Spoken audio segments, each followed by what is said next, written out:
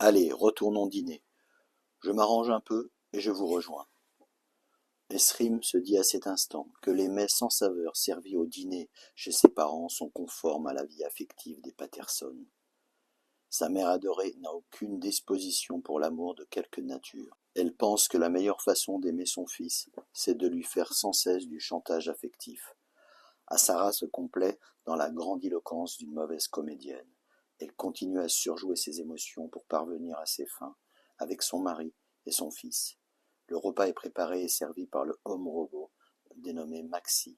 Ce type de robot sait tout faire excellemment, que ce soit les tâches ménagères, la cuisine ou différentes corvées.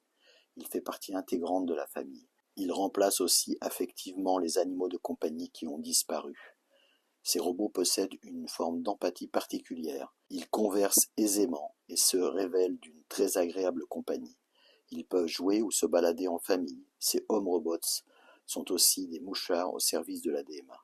Les Patterson n'ont rien à cacher, donc ils se sont accommodés de cet inconvénient.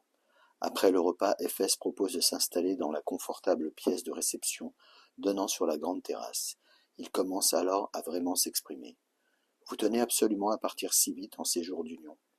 Oui, papa, cela nous importe pour mieux nous découvrir. La tradition veut que, avant de s'unir, les promis fassent un séjour dans les îles paradisiaques de l'archipel tropical Honeymoon. La DMA veille au bon déroulement des séjours et au strict respect des règles. Arba a convaincu Sheva d'accepter l'idée de faire ce séjour. Ce projet de séjour doit servir à faire diversion. Ainsi, les Patterson ne s'inquiéteront pas de voir partir quelque temps leur fils avec Sheva. As-tu pensé à vous déclarer auprès de la DMA? Je l'ai prévu, mais je dois d'abord passer au labo pour donner certaines consignes. Et toi, Sheva, es-tu prête pour ce séjour? Oui, je pense. Ah, Sarah intervient. Ce n'est pas l'enthousiasme apparemment. Voyons, maman, ne la force pas. Sheva est quelqu'un de réservé. Depuis le début du repas, Sheva se sent mal à l'aise. Ses réponses laconiques ne conviennent pas à l'attente des parents d'Esrim. Elle essaye pourtant de sourire et d'être agréable, mais ces gens lui semblent si éloignés d'elle.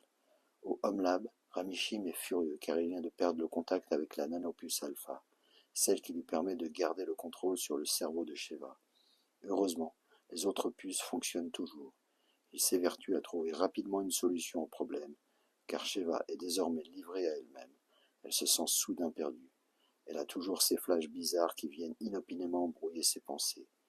Elle sent soudain le malaise monter d'un cran supplémentaire.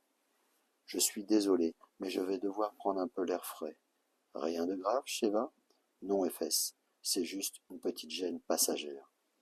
Esrim intervient. Alors je t'accompagne. Non, ne t'inquiète pas, je reviens vite. Je vais juste sur la terrasse. Sheva s'éloigne rapidement. Esrim exprime son mécontentement. À force de lui poser des tas de questions, vous lui avez tourné la tête.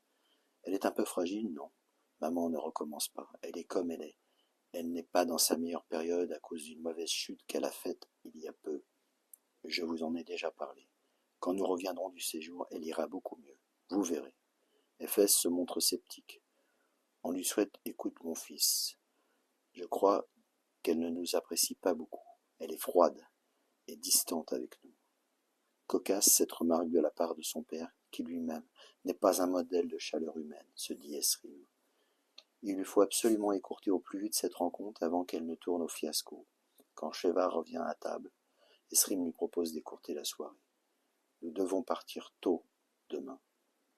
Ne tardons pas trop si nous voulons passer une bonne nuit.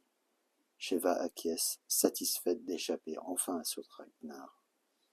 Oui, c'est une bonne idée. Je vous souhaite une excellente soirée et encore merci pour cet excellent dîner. Elle sent bien qu'elle sera de plus en plus en difficulté. Et les forces lui manquent maintenant. Sheva, si dynamique à l'accoutumée, ne comprend pas son manque d'énergie. Sheva et Esrim se dirigent chacun vers leur chambre respective. Bien évidemment, il est hors de question qu'ils puissent passer la nuit dans la même pièce.